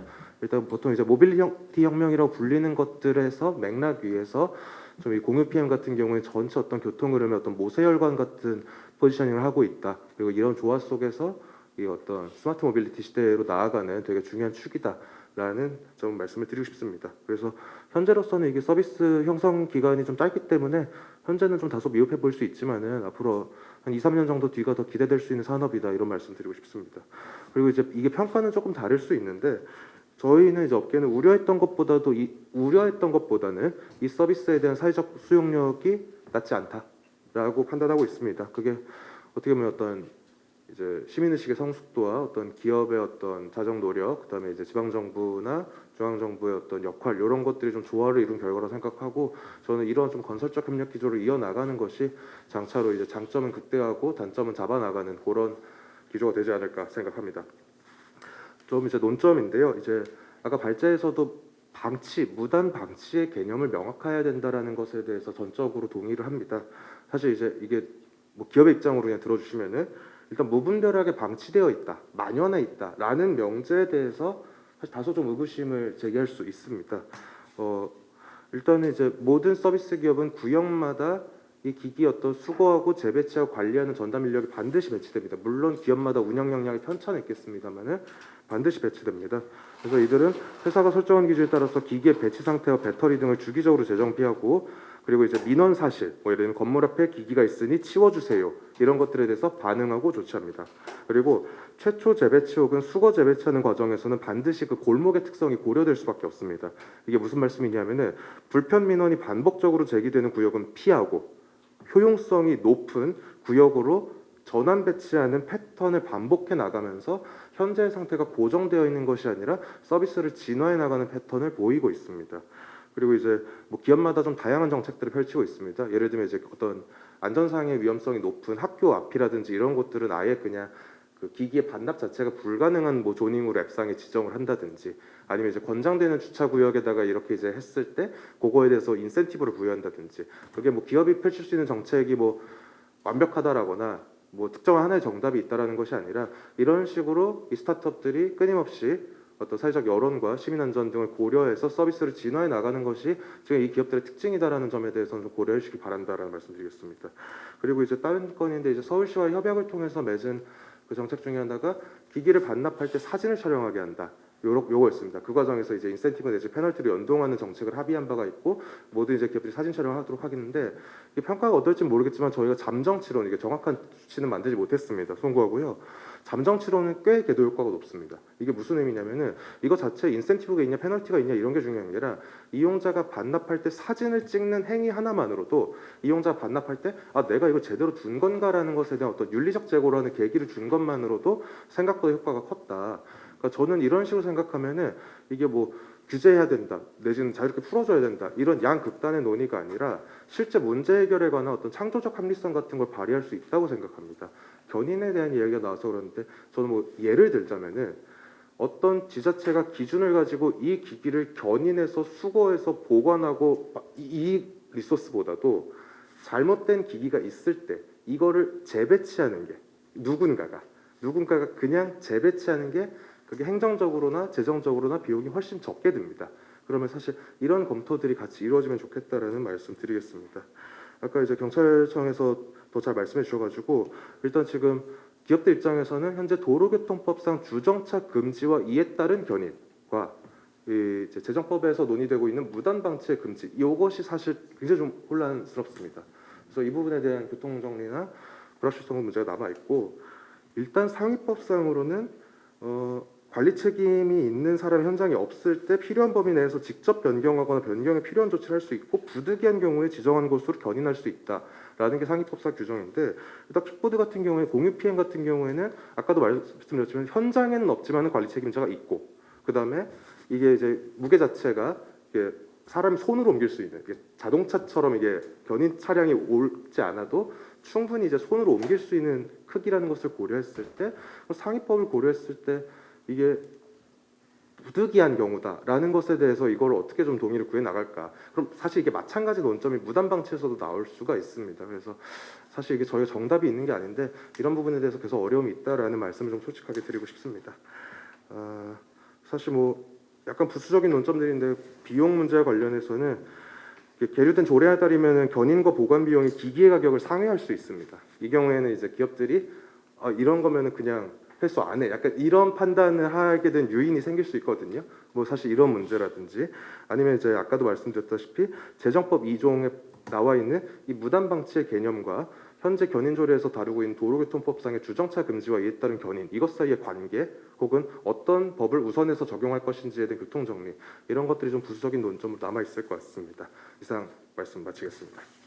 심재훈 뉴런 공공정책자문 변호사님 토론 부탁드리겠습니다. 네, 감사합니다. 네.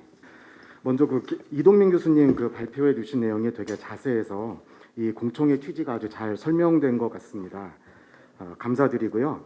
서울시의 김슬기 팀장님 말씀을 잘 해주셔서 서울시 입장을 훨씬 더 잘 이해할 수 있는 계기가 됐습니다. 오송훈 계장님 아주 일목요연하게 세 가지를 말씀을 해주셔서 경찰청이 어떤 우선순위 면에서 어떤 것들을 고려하고 있고 시민의 안전을 위해서 얼마나 많이 신경을 써주시는지에 대해서 경의를 표합니다. 일단은 미국 변호사인 저를 패널 토론자로 초청해 주신 것은 아마도 우리가 이런 이야기를 하고 있는데 해외 사례는 어떤가, 해외에서는 어떻게 하고 있는지 다양한 관점을 한번 좀 들어보자 이런 취지로 이해를 하고 있습니다. 일단 현재 뉴런 모빌리티는 호주의 브리스번이라는 도시를 포함해서 9개 도시에서 성공적으로 시와 함께 공유 전동 킥보드 비즈니스를 잘 하고 있고요. 영국에서는 런던 근처의 뉴캐슬 등의 3개 도시하고 잘 하고 있습니다. 뉴질랜드는 2개 도시랑 지금 잘 하고 있고요. 일단 그러면 이 주차 금지 구역의 사용자들이 전동 킥보드를 사용한 이후에 전동 킥보드를 거기다 놔두는 이 주차 금지 구역의 전동 킥보드가 방치되거나 일종의 그쪽에 주차되는 문제들을 제가 좀 전에 말씀드렸던 호주나 영국이나 뉴질랜드의 14개 도시들은 어떤 방식으로 대처를 하고 있는가, 어떻게 하고 있는가 잠깐 말씀을 드리도록 하겠습니다. 먼저 이 도시들은 시에서 전동 킥보드 회사들과 먼저 이야기를 합니다. 그래서 이제 여러 기준 중에 4가지를 소개시켜 드리면 4가지 기준들을 가지고 단 1개 또는 2개의 회사와 어그리먼을 맺습니다. 그 4개 기준이 이제 일반적으로 뭐냐면 이 전동 킥보드 회사는 보호 장구, 안전 장비 같은 거를 잘 갖추고 있는가가 기준 중에 하나입니다. 안전이 가장 중요하니까요. 예를 들어서 헬멧도 포함이 되는 이야기입니다. 두 번째는 그 전동 킥보드 회사의 기술력 부분을 또 많이 봅니다. 예를 들어 여러 가지 기술이 이제 중요합니다만 지금 오늘은 주차 문제에 대해서 이야기를 하고 있으니까 지오펜싱 기술이라는 게 있습니다. 그게 뭐냐면 기술적으로 혹시라도 사용자가 운행을 마치고 주차해서는 안 되는 공간에 그걸 주차하게 되는 경우에 기술적으로 그거를 막을 수가 있다. 어떻게 하냐면 지오펜싱 기술은 이 스마트폰에 있는 그 앱에서 그 지도에 주행을 반드시 해서는 안 되는 노 라이딩 존을 미리 지정해 두면 저기는 아예 전동 킥보드 자체가 진입이 금지되도록 기술적으로 설정을 해두면 제가 이제 전동 킥보드를 가고 가는데 노 라이딩 존이 앞에 나타납니다. 그러면 전동 킥보드 그 하드웨어에 있는 스피커에서 음성이 나옵니다. 귀하께서는 주행해서는 안 되는 지역으로 지금 곧 들어가실 것 같습니다. 이 전동 킥보드는 이제 멈추게 됩니다. 그래서 속도를 줄이면서 멈춰집니다. 그래서 아예 들어갈 수가 없고요. 두 번째, 노 파킹 존이라고 해서 주차 금지 구역. 예를 들어 제가 전동 킥보드를 타고 다니다가 아까 김슬기 팀장님 말씀하신 대로 횡단보도를 그 트래픽을 막는 방향으로 이렇게 주차를 하려고 하면 지오펜싱 기술을 사용하면 제가 주차를 운행을 마치고 주차를 하는 순간 운행을 종료하고 재과금이 비용이 이제 멈춰져야 되는데 과금이 멈춰지지 않습니다. 그렇기 때문에 이 사용자께서 아 이거 여기다 놓으면 안 되는구나, 이 운행이 종료가 되지 않는구나, 종료되지 않으면 요금이 계속 올라가기 때문에 자연스럽게 아 여기는 주차 금지 구역이구나, 그래서 이 과금이 종료될 수 있는 곳으로 자연스럽게 옮기게 됩니다. 마지막으로 슬로우 스피드 존이라고 해서 지오 펜싱에서 설정을 해두면 학교 앞이나 유치원 앞에는 예를 들어 지금은 20km로 시속 20km로 맞춰놨지만 그런 쪽은 이제 10km 또는 15km로 기술적으로 자동으로 그 속도가 늦춰지도록 할 수 있는 기술이 있습니다. 그래서 좀 전에 말씀드렸던 대로 좀 자세하게 설명을 드렸는데 기술력 부분을 많이 봅니다. 저는 이 주차 문제는 기술적인 부분이 또 많은 도움이 될 수 있다고 보고 있고요. 세 번째는 하드웨어의 안전성 같은 걸 많이 봅니다. 이제 도로 사정을 감안해서 이 바퀴의 크기나 또는 이 발판의 폭의 넓이 같은 것들을 많이 보게 되고요. 마지막으로는 아까 말씀드렸던 대로 주차 금지 구역에 있는 전동 킥보드를 이 사업자들이 얼마나 빨리빨리 옮기고 그러는 거에 대한 법 준수 여부를 많이 봅니다. 그래서 아까 말씀드렸던 대로 그런 것들을 가지고 시에서 전동 킥보드 회사 한두 군데와 함께 어그리먼을 맺습니다. 그 안에 조항이 있습니다. 그 안에 만약에 민원이 들어와서 시에서 특정 킥보드가 예를 들어서 뭐 육교 밑에 어떻게 있어서 뭐를 방해하고 있다라고 연락을 받으면 지금 서울시에서 추진하고 계시는 대로 예를 들어 3시간 안에 이거를 옮겨야 된다라고 그 어그리먼 안에 조항으로 있기 때문에 그렇게 해서 거의 문제가 안 될 정도로 잘 그 불법 주차 구역에 있는 전동 킥보드를 사업자들이 재배치하거나 문제를 해결하고 있습니다.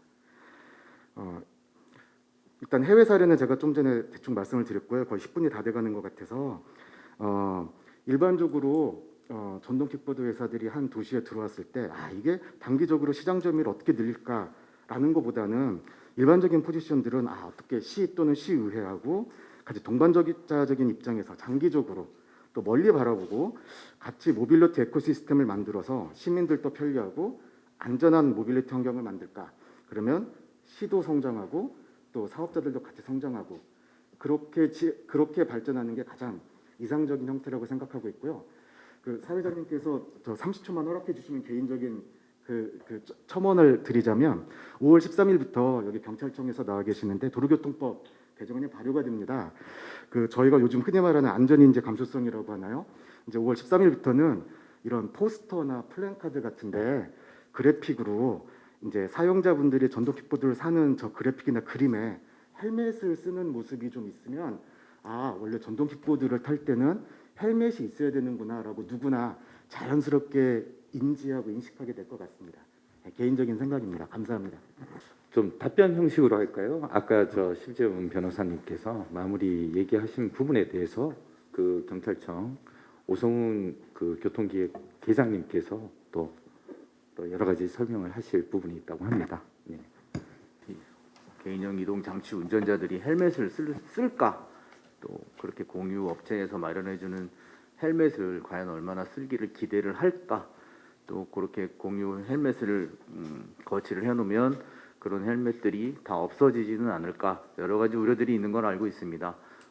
그런 물론 법이 개정돼서 처벌장이 신설되는 만큼 저희가 무조건적인 단속은 절대 하는 건 아니고요. 안전에 필요한 한도 내에서 일정 기간 계도를 통한 후에 단속이 이루어질 거고, 물론 그 과정에서 저희뿐만 아니라 업체 또 국토부 관계부처 지자체분들과 같이 협조를 해서 충분한 홍보가 이루어질 수 있도록 노력을 하겠습니다. 그리고 제가 급하게 말씀드리면서 정말 제일 중요한 법 개정 사항을 한 가지 빠뜨린 게 있어서 이 자리를 빌어서 말씀을 드리겠습니다. 5월 13일 날 개정돼서 시행될 도로교통법이 국회에서 통과되면서 또 한 가지 도로교통법이 개정된 사항이 있었습니다. 그게 뭐냐 하면 지금 현재 인도에는 절대적 주정차 금지 구역입니다. 어떤 차도 인도에는 주정차를 할 수가 없습니다. 근데 사실 개인형 이동장치 같은 경우는 퍼스트 마일, 라스트 마일 개념에 따라서 보더라도 거의 버스나 지하철 승강장 위주 그 근처에서 많이 이용하시는 분들이 많으셔서 도로교통법을 어떻게 개정을 했냐면 자치단체에서 우리 관할 경찰서장이나 지방청장과 협의를 한 곳에 한해서는 인도라도 주정차 금지 구역인 인도라도 주차 구역을 허용할 수 있게끔 도로교통법이 개정됐고요. 그래서 지난 며칠 전입니다. 4월 5일 경찰위원회를 통과돼서 주차 표지라든지 그 주정차 허용 금지 구역을 어떻게 만들어야 되는지에 대한 시설 기준도 마련이 됐습니다. 곧 입법 예고를 거쳐서 요 사항은 2달 후입니다. 7월 12일부터 시행될 예정이라서요. 마찬가지로 국토부 기본법에서 법을 개정을 하게 되면 저희한테 의견 조회가 와서 그것도 다 말씀을 드린 사항인데 정말 중요한 사항을 빠뜨렸던 것 같은데요. 서울시에서도 참고하시고 국토부 기본법에 따르면 그 주정차 허용 구역에는 자치단체에서도 주차 거치대라든지 주차 시설을 마련할 수 있지만 업체에서도 할 수 있게끔 법이 규정될 예정입니다. 그래서 그런 것들이 잘 정비될 수 있도록 기반을 마련했다는 그런 내용도 한 가지 추가로 말씀드립니다. 저희가 사실 유튜브로 지금 생중계 중인데 시청하시는 시민들 대상으로 저희가 질의 의견 듣는 시간을 가지려고 했는데 좀 구체적인 질의는 없어서 거기에 이제 소개된 댓글 좀 소개를 좀 드릴까 합니다. 제이콥 권 씨께서 해외에서는 마이크로 모빌리티라는 용어가 더 많이 사용된다. 그리고 보험은 일부 대표 회사들이 사용자를 위해 제공하는 라이더 보험이 있다. 이거 좀 참고를 하시라고 말씀을 주셨고, 또 손두현 씨께서 서로 협력 가능한 동행이 되었으면 좋겠다. 이 바람을 또 전해주셨고요. 또 민원이 접수되면 일정 시간 내에 시정이 없을 경우 범칙금을 내야 된다. 서울시 좀 기본 취지에 대해서 좀 부가 설명을 하시고 계십니다. 자,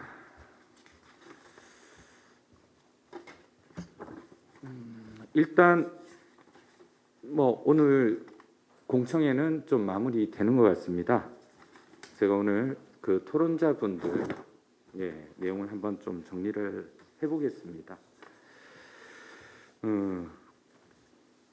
공유 PM 관련해서 이번 뭐 견인료 조례 개정에 대해서 원칙적 금지, 예외적 허용을 그 무단 방치에 대해서 좀 전제를 하시면서 기기 방치 금지 구역 일반 보도상에 이 방치가 됐을 때 이 관리 기준을 조금 나눠서 시행을 하고 또 민원 신고 채널 확대 등 관리 계획안도 그 김슬기 팀장님이 얘기를 하셨고요. 오성훈 계장님은 세 가지 얘기를 하셨습니다. 그 개인용 이동 장치 개념에 관련해서 도로교통법 개정 상황이라든지 이런 것들을 좀 자세히 설명을 하셨고, 그리고 개인용 이동 장치 기본법, 좀 나름대로 관련 부처들의 이해관계에 따라서 조금 제정이 되는 내용에 대해서 좀 부가적으로 또 설명을 하셨습니다. 그리고 주정차 무단 방치라는 부분에 대해서는 좀 구분이 되어야 되는 개념이다라고 설명을 하셨고, 그에 따라서 앞으로 뭐 이 범칙금 부과의 당위성 부분이나 그 다음에 이 견인에 대한 법적 가능성 부분에 대해서 설명하셨고, 그리고 향후 이제 홍보 및 교육으로 좀 시민들 의식을 또 성숙시켜야 된다는 의견을 또 피력을 해주셨습니다. 김민수 팀장님은 그 공유 PM의 경제적인 여러 가지 효과들 설명을 하시면서 또 앞으로 발전 가능성이 큰 부분에 대해서 또 지적을 해주셨고요. 그리고 공유 PM 업체들도 나름대로 자구 노력을 할 것이고, 그 다음에 서비스도 계속 진화를 시킬 것이다라는 의지도 담아주셨습니다.